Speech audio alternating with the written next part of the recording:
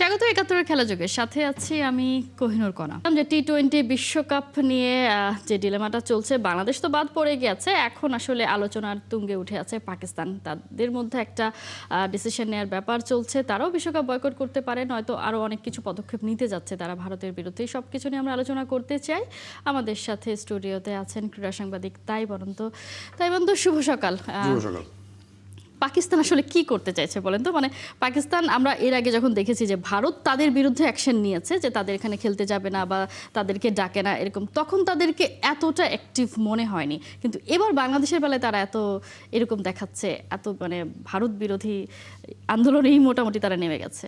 আমার খুবই চমৎকার প্রশ্ন করা। আসলে সবার আমার মনে হয় যে মানে সাধারণ মানুষ খুব করে চায়, স্পেশালি বাংলাদেশি যারা ক্রিকেটটাকে ফলো করে, যারা এই ধরনের সিচুয়েশনে বাংলাদেশ দল কি করতে পারে বা বাংলাদেশের ক্রিকেটের ফিউচারটা কি, এই বিষয়গুলো নিয়ে খুব চিন্তা করছে।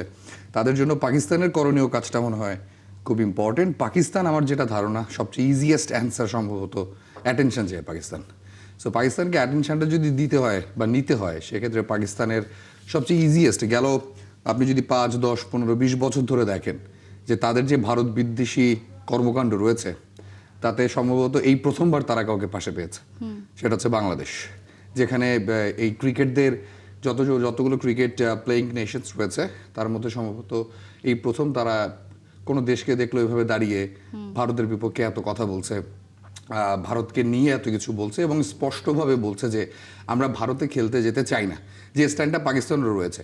তো সেই জায়গা থেকে পাকিস্তান, আমার ধারণা যে ধরেন যত নাটকই হোক, যে এই মঙ্গলবার সোমবার যে ডেডলাইন দেওয়া হয়েছে, এবং কালকে সম্ভবত যখন দ্য ডনের খবরটা প্রকাশ পেল যে এরকম একটা মিটিং হয়েছে যেখানে প্রাইম মিনিস্টার কথা বলেছেন, স্বরাষ্ট্রমন্ত্রী বা পিসিবি চেয়ারম্যান কথা বলেছেন, এই ঘটনাগুলোর পরে কিন্তু জিও নিউজ একটা খবর ছাপিয়েছিল যে যত কিছুই হোক না কেন পাকিস্তান বিশ্বকাপ খেলবেই, এবং সে খবরটা নামিয়েও ফেলা হয়েছে। তো আমার কাছে মনে হয় কি যে ধরেন এই মুহূর্তে মিডিয়া অ্যাটেনশন, পিসিবি সবকিছু মিলিয়ে তারা হয়তো অ্যাটেনশনটা চায়।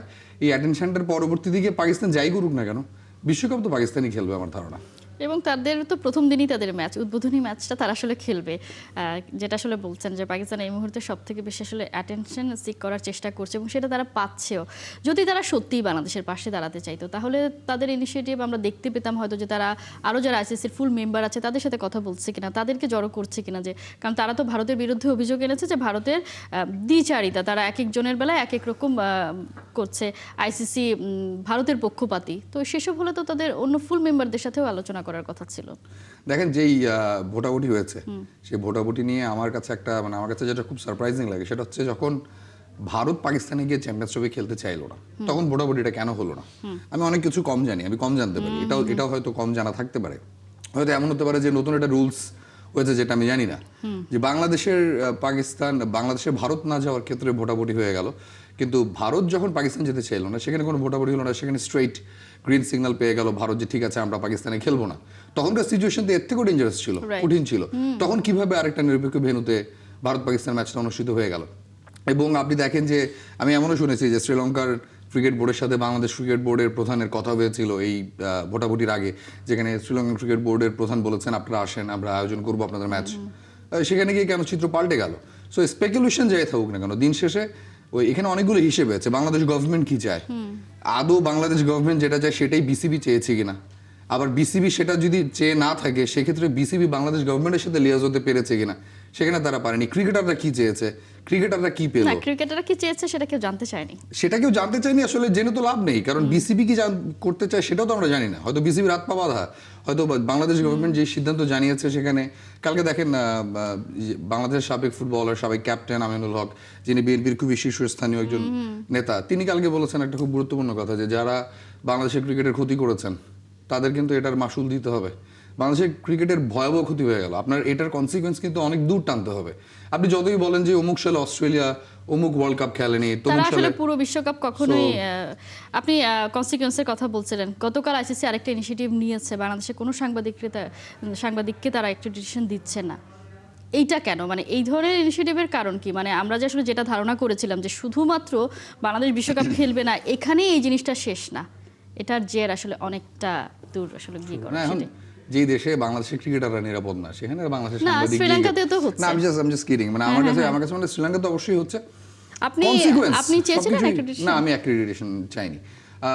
সবকিছুই কোনো আমি মনে করি কনসিকুয়েন্স। আপনি যখন আপনার শক্তিশালী অপোনেন্টকে আপনি কূটনৈতিকভাবে বা আপনার ব্রেইনের মার প্যাচে না হারিয়ে যখন আপনি তাকে বলবেন যে মানি না তোমার কথা বা শুনবো না তোমার কথা, তুমি কে, তখন স্বাভাবিকভাবে শক্তিশালী অপোনেন্ট যার হাতে সব তলোয়ার রয়েছে সে সবগুলো বর্ম ইউজ করবে এবং সে প্রত্যেকটা জায়গায় বুঝিয়ে দেবে যে তুমি যতই চিৎকার করো না কেন, দিন শেষে দিস ইজ মাই এরিয়া এবং আমার এরিয়াতে আমার কথাই শুনতে হবে। আমার কাছে মনে হয় ধরেন, কিন্তু আইসিসি এটা করতে পারে। হ্যাঁ, না এখন তো ধরেন উচিত অনুচিতের হিসাব করতে গেলে তো অনেক কিছু। এখন পাকিস্তান যদি এই সিচুয়েশনে থাকতো, বাংলাদেশই পাকিস্তানের পাশে দাঁড়াতো। ধরেন এখন সবগুলো নেশনস যেমন বাংলাদেশের এগেন্সে পাকিস্তান বাদ দিয়ে কথা বলছে, বাংলাদেশ তো আয়ারল্যান্ডের সাপোর্টটাও পায়নি। আয়ারল্যান্ডের সাথে গ্রুপ পর্ব মানে তাদের ফিক্সচার চেঞ্জ করতে যাচ্ছে, পারেনি তো। শ্রীলঙ্কাও তো জানিয়েছে যে তারা তাদের গ্রুপে বাংলাদেশকে চায় না, শুধু না, আমি যে সেটাই আয়ারল্যান্ড বলছি যে সোয়াপ আপনার করতে আপনার রাজি হয়নি। সবকিছু মিলে কোনো দেশই তো, মানে আপনি বাকিগুলো বাদ দেন, যে কটা টেস্ট প্লেইং কান্ট্রি রয়েছে একটার সাথেও কি বাংলাদেশের সুসম্পর্ক নেই? যখন বাংলাদেশ কোনো বড় অপোনেন্ট পায় না, যখন ছোট ছোট দেশগুলোকে নিয়ে আসে এখানে খেলতে, সেই দেশগুলো কি বাংলাদেশের পাশে দাঁড়ায়নি? সবকিছু মিলিয়ে বাংলাদেশ আসলে ক্রিকেট ওয়ার্ল্ডে কূটনৈতিকভাবে দের ইজ নো ওয়্যার।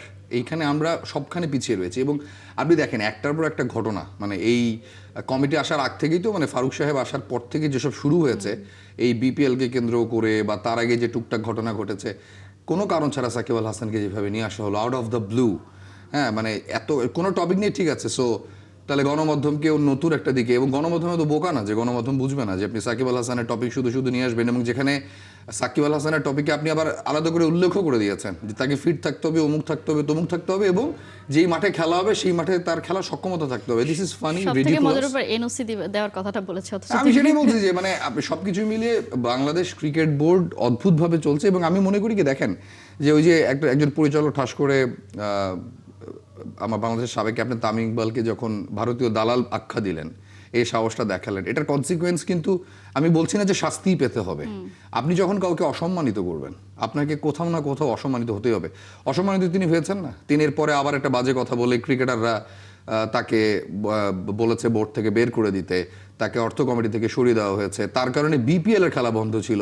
আমি নিজেও বিপিএল এর টিমের সাথে কাজ করেছি, আমাকে ফরেনাররা জিজ্ঞেস করছে কি হয়েছে, হোয়াটস হ্যাপনিং। আমি বলছি একজন পরিচালক কিছুটা বলেছে ক্রিকেটাররা খেলবে না। ওরা অবাক হয়ে গেছে, ওরা বলছে কি বলছেন আপনি, এরকম হয় নাকি কখনো? সো এই যে টোটাল ক্রিকেট বিশ্বে আমাদের ধরেন একটা ভাবমূর্তি তৈরি হয়েছে অদ্ভুত এবং অবিশ্বাস্য, আমাদেরকে নিয়ে কেউ ভালো কিছু বলে না। এই দায়ভার বিসিবিকে নিতে হবে। তো আপনি শুধুমাত্র তাড়াহুড়ো করে, ডোমেস্টিক ক্রিকেটের কোনো বালাই নেই, আমাদের প্রথম বিভাগ হবে কিনা জানি না, আমাদের প্রিমিয়ার লিগ আদৌ হবে কিনা জানি না। আমরা সিসিডিএম একটা বাকি প্রথম বিভাগের যে দলগুলো খেলছে না তাদেরকে নিয়ে একটা টুর্নামেন্ট চালু করে দিলাম, হলো না তো, এটা হয় না তো। তো সব কিছু মিলিয়ে আমার মনে হয় যে যা করছেন করতে পারেন, ক্ষমতায় চেয়ারে বসে থাকলে আসলে অনেকে অনেক কিছু করতে পারে, কিন্তু কনসিকুয়েন্স অনেক দূর টানতে হবে। এবং সবচেয়ে বেশি ক্ষতিগ্রস্ত হচ্ছে বাংলাদেশের ক্রিকেট। আমি জানি না যে আসলে এটার পরে কি হবে, বাংলাদেশ 2027 ওয়ার্ল্ড কাপে কিভাবে খেলবে বা আর্থিক ক্ষতির কি হবে। আপনি পাকিস্তানের কথা বলছিলেন, আমার কাছে যেটা মনে হয়, পাকিস্তান যদি আসলেই মনে করে থাকে যে ভারতের এই দৈরাত্মে, ভারতের এই দাপটের মধ্যে বাংলাদেশ যে স্ট্যান্সটা নিয়েছে, দিস ইজ রিয়েলি নাইস, এবং আমরা সবসময় ভারতের এই দাপটের বিরুদ্ধে ছিলাম, তাহলে let's boycott the game against India. বিশ্বকাপ বয়কট করা লাগবে না, তোমরা বিশ্বকাপ কন্টিনিউ করতে চাও কন্টিনিউ করো। তো বাকি যে অপোনেন্ট রয়েছে তাদের গ্রুপে, যুক্তরাষ্ট্র সহ বাকি যে দলগুলো রয়েছে, নেদারল্যান্ডস আর কে জানো, প্রতিটা ম্যাচ তারা জিতবে আমি জানি। সো ভারতের সাথে ম্যাচটা যদি তারা ছেড়েও দেয়, ওখানে হয়তো 2 পয়েন্ট হয়তো নষ্ট হবে, বাট তাদের পরবর্তী রাউন্ড যাওয়া নিয়ে কোনো ইস্যু থাকবে না। কিন্তু তাতে ভারত একটা অনেক বড়, আমার কাছে মনে হয় যে ভারতকে একটা অনেক বড় জবাব দেওয়া হবে, কারণ ওই একটা ম্যাচকে কেন্দ্র করেই তো আইসিসি বা ভারতের দেয়া হবে। কিন্তু পাকিস্তান জবাব দিতে পারে কিনা সেটা আসলে একটা প্রশ্নের জায়গা। কারণ এতগুলো বছরে তো কখনো পারেনি, তাদেরকে তো আমরা কখনো দেখিনি যে ভারতের হয়ে, মানে ভারতের বিরুদ্ধে তারা এমন একটা স্ট্যান্ড নিয়েছে যে কারণে আইসিসি অন্য ডিসিশন নিতে বাধ্য হয়েছে। ভারত যখন যেটা চেয়েছে আইসিসি সেটাই দিয়েছে।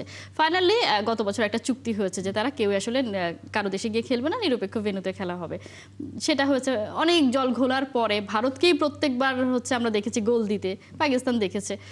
সো পাকিস্তানের জায়গাটা এই জায়গায় আসলে শুরুতেই প্রশ্ন যে পাকিস্তান আসলে বাংলাদেশের পাশে কেন দাঁড়িয়েছে। তাদের নিজস্বই তো একটা স্ট্যান্ড থাকার কথা ছিল ভারতের বিরুদ্ধে, সেটা আমরা কখনোই দেখতে পাইনি। আপনি বুলবুলের বোর্ড নিয়ে বলছিলেন, বুলবুল কেন ফেল করলো বলে আপনার মনে হয়? মানে তিনি আসার আগে তো আমরা সবাই অনেক বেশি আশা দেখে ফেলেছিলাম, মনে হচ্ছিল, বা বোর্ডে এখন যাদেরকে আমরা দেখতে পাই পরিচালকের পদে বসে আছেন, চেয়ারে বসে আছেন, তাদের প্রত্যেকেই মনে হচ্ছিল বসার আগ পর্যন্ত যে তারা যদি এখানে আসে তাহলে হয়তো দেশের ক্রিকেটের চিত্র বদলে যাবে।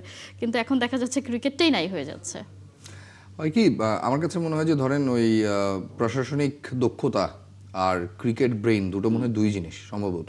এবং আপনি একজন ভালো রিপোর্টার হতে পারেন, আপনি একজন ভালো সংবাদকর্মী হতে পারেন, আপনি বস হিসেবে, আপনি টিম লিড হিসেবে খারাপ হতে পারেন। সো এক একটা ক্রাইটেরিয়া একই রকম। আমার কাছে মনে হয় যে প্রশাসনিক দক্ষতায় উনি কিছুটা মার পেয়েছেন, নিজেরও হয়তো কিছু ওনার দুর্বলতা থাকতে পারে, ওনার সাথে যারা কাজ করছেন তাদের দুর্বলতা থাকতে পারে, সাপোর্টটা ঠিক মতো পারছেন না।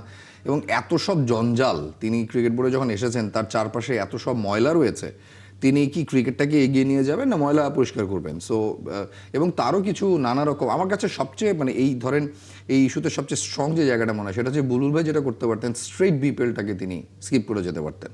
এতে অনেক রকমের জটিলতা থেকে মুক্ত রাখা যেত সাময়িকভাবে।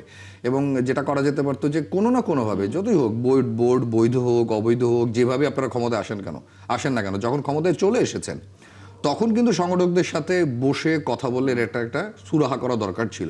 কারণ দিন শেষে বাংলাদেশের ক্রিকেটের মূল জায়গাটা তো আসলে ওই লোকাল ক্রিকেট, ওই প্রিমিয়ার লিগ, ওই প্রথম বিভাগ।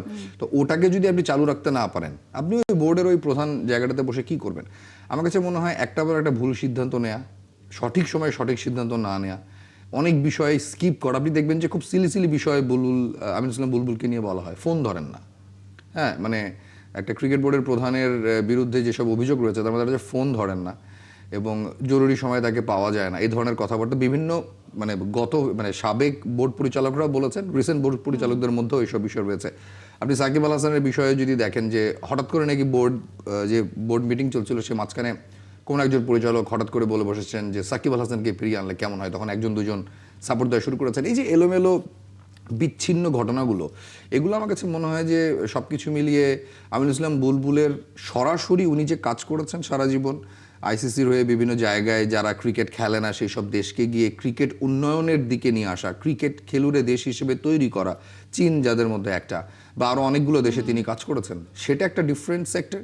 আর একটা ক্রিকেট বোর্ডের প্রধান হিসেবে কাজ করতে যাওয়া একটা ডিফারেন্ট সেক্টর। এখানে আপনার সরকারের লিয়াজও রাখতে হবে, এখানে আপনার আইসিসির লিয়াজও রাখতে হবে, এখানে আপনার বিভিন্ন দেশের বোর্ডের প্রধানদের সাথে ভালো সম্পর্ক রাখতে হবে, যেটা আমি মনে করি যত দোষ দেন না কেন নাজমুল হাসান পাপনকে, তিনি খুব ভালোভাবে করে গেছেন এটা। হ্যাঁ, এবং আমরা এখন বুঝি যে আসলে নাজমুল হাসান পাপন থাকার সময় আপনি দেখবেন অনেক সাংবাদিক কিন্তু এখন বলে, আপনি বলছেন আগেই ভালো ছিলাম, আপনি অনেক দেখবেন যে অনেক সাংবাদিক বলে যে নাজমুল হাসান পাপন যখন আসতেন, আমি আপনাকে বলি আমার নিজের একটা ব্যক্তিগত অভিজ্ঞতা থেকে বলি যে আমি ক্রিকেট বোর্ডে একটা কাজে গিয়েছিলাম এবং তখনই ওই আমার ওই কাজটার ফাঁকি শুনছি যে বলা বলি করছে নাজমুল হাসান পাপন আসছেন, কিন্তু হ্যাঁ স্যার আসছেন এবং স্যার আসার 15 মিনিট আগে থেকে লাল গালিচা রেডি হয়ে গেছে। এটা কিন্তু ওনার মানে একটা ডেইলি দিনের অফিসে যাওয়ার মতো সিচুয়েশন, তাতেই পুরো অফিস স্যার আসছেন বলে দাঁড়িয়ে যাচ্ছে এবং তাকে গার্ড অফ অনার দিয়ে ঢোকানো হচ্ছে। এটা শুনতে হাস্যকর শোনালেও তার ওই ডিমান্ডটা, তার ওই দক্ষতাটা ছিল যে তিনি ওই রকম একটা এক না একতন্ত্র রুল জারি করে রাখতে পারতেন, যে কারণে বাংলাদেশের ক্রিকেট হয়তো মানে যা বলার তিনিই বলতেন একটা হয়তো তিনি বলতেন না, আরেকজনও ছিলেন, মল্লিক সাহেবও ছিলেন, মল্লিক সাহেব খুব ক্ষমতাধর ছিলেন, কিন্তু সবকিছু মিলিয়ে ক্রিকেটটা তো অন্তত ক্রিকেটের জায়গায় ছিল। এবং আপনি দেখবেন যে সাকিব আল হাসানকে তিনি শাস্তি দিয়েছেন, অনেক বড় বড় জায়গায় তিনি কঠোর হস্তে দমন করেছেন। আমাদের ওরকম আসলে কাউকে দরকার যিনি খুব স্ট্রংলি বাংলাদেশের ক্রিকেটে এত জঞ্জাল, এইসব জঞ্জালগুলোকে থামাতে হলে ওই শক্তিশালী, আমি এমনও শুনেছি যে আমিনুল ইসলাম বুলবুল যখন বলেন যে আচ্ছা এই কাজটা হচ্ছে না কেন, করে দাও, তারপরে নাকি কাজ 15 দিন 20 দিন পেন্ডিং থাকে। এটা তো হবে না, এটা বোর্ড প্রেসিডেন্টের কথার দাম থাকে। গতকালকে নিশ্চয়ই দেখেছেন যে সব জায়গায় মধ্যরাতে একটা খবর সয়লাভ হয়ে গিয়েছিলেন যে আমিনুল ইসলাম বুলবুল চলে গেছেন ওয়ান ওয়ে টিকিট নিয়ে, তিনি আর ফিরবেন না হয়তো, বা 12ই ফেব্রুয়ারির পরে তিনি দেখে বুঝে শুনে তারপর হয়তো ফিরবেন। আমরাও কথা বলেছিলাম যে হচ্ছে এমন কেন হলো, সেই জায়গায় মানে তিনি তার জায়গাটাকে এমন জায়গাতেই নিয়ে গেছেন যে তাকে নিয়ে এই ধরনের কথা যে তিনি না বলে চলে যেতে পারেন, মানে এমন একটা অবস্থানে তিনি আসলে দাঁড়িয়ে আছেন। দেখেন যে আপনি যেটা বলছিলাম যে আমিনুল ইসলাম বুলবুল ফোন ধরেন না, এরকম আরো শুরু হয়েছে, তিনি 5 স্টার হোটেলে থাকেন, তিনি নাকি 5 স্টার হোটেল ছাড়া ব্রেকফাস্ট করেন না, এই ধরনের অনেক। আমার কথা হচ্ছে একটা ক্রিকেট বোর্ডের প্রধান 5 স্টার হোটেলে থাকতেই পারেন, এই বিষয়গুলো 12,000 টাকা বাসা ভাড়ায় থাকতেন। হ্যাঁ, এখন এই জিনিসগুলো আমার কথা হচ্ছে যে গতকাল তিনি একটা ভালো কথা বলেছেন, আমি কোথায় থাকছি, কোথায় যাচ্ছি, কি করছি, এটার সাথে আমার এই কাজের কোনো সম্পর্ক নাই, এই বিষয়গুলো নেই। এই কথাটা তিনি শুরুতে যদি বলতেন তখন কিন্তু এই ঝামেলাগুলো হতো না। আমি মনে করি তিনি অবশ্যই 5 স্টার হোটেলে থাকবেন, তার যদি মন চায়, তার যদি সক্ষমতা থাকে। নিশ্চয়ই, মানে ব্যক্তিগত এবং প্রফেশনাল লাইফ এই দুটাকে সবসময় আলাদাভাবেই নিতে হয়, তাহলে আসলে সবকিছু স্মুথলি চলে। না হলে প্রায় আলোচনাতে বলা হয় যে তিনি এত দ্রুত কিভাবে অস্ট্রেলিয়া যান, ঘন ঘন কিভাবে অস্ট্রেলিয়া যান। তিনি যদি নিজের পয়সাতে অস্ট্রেলিয়াতে ঘন ঘন যেতে পারেন তিনি যাবেন, এটা নিয়ে প্রশ্ন তোলার নিশ্চয়ই সেটা জায়গা তার নেই। ব্যাপার, তার ফ্যামিলি অস্ট্রেলিয়াতে থাকে, সে সেইভাবেই সময় দিবে, সেটাই খুব স্বাভাবিক ব্যাপার। নিশ্চয়ই এই ধরনের সমালোচনা, এই ধরনের আলোচনা নিয়ে আমরা আসলে আলোচনা করতে চাই না, এই ধরনের বিষয় নিয়ে আমরা ক্রিকেট নিয়ে থাকতে চাই, যদিও সেটা আমাদের পক্ষে সম্ভব হচ্ছে না। নিশ্চয়ই ভালো দিন আসবে সেই প্রত্যাশায় রাখতে চাই। তাই বরন্ত অসংখ্য ধন্যবাদ। ধন্যবাদ আপনাকে।